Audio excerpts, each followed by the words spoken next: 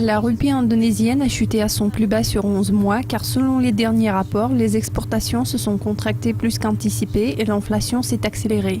Je vais aborder ce sujet avec Peter Jarrett qui est chef de département chez l'OCDE. Peter, ravi de discuter avec vous.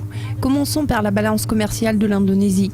Ayant quitté le territoire négatif, la balance s'est établie à 20 millions de dollars. Ce mouvement positif, que signifie-t-il à plus long terme ? En toute logique, il s'agit d'un mouvement positif. Espérons surtout qu'il sera durable vu le contexte économique actuel, car le déficit du compte courant et les contraintes de financement provoquent essentiellement des préoccupations sur le marché.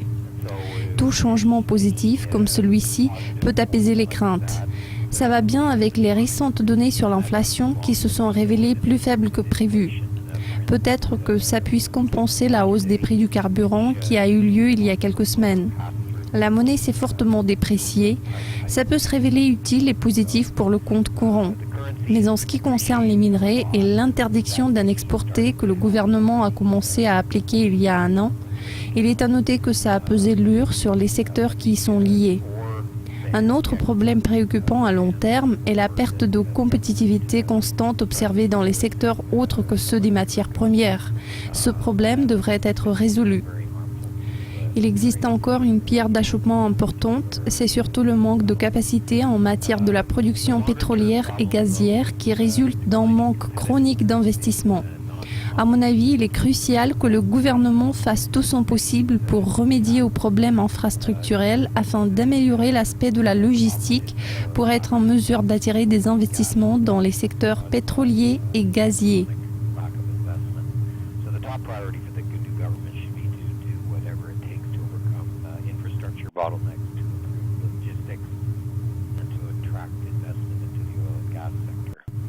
Jetons un coup d'œil à la rupie. Elle a chuté à son plus bas sur 11 mois en réaction aux données décevantes. Est-ce une réaction temporaire ou bien une indication de quelque chose de plus ? La rupie se voit sur le déclin contre le billet vert puissant depuis le printemps dernier.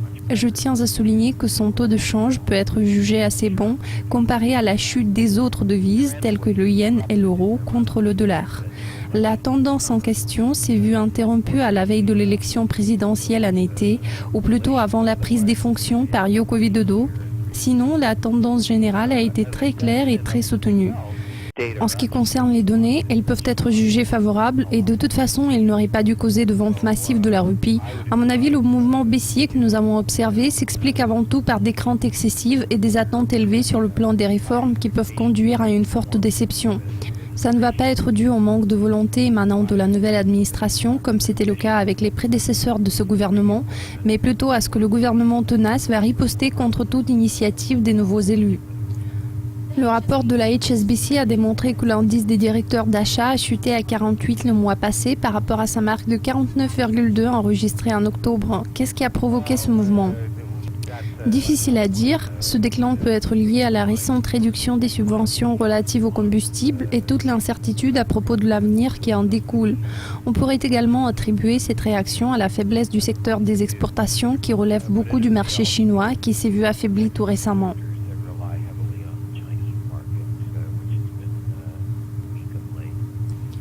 Peter, merci beaucoup de vos commentaires. C'était un plaisir de discuter avec vous. C'est tout pour l'instant. Restez à l'affût de l'actualité économique avec Dukascopy TV. Je vous dis à la prochaine.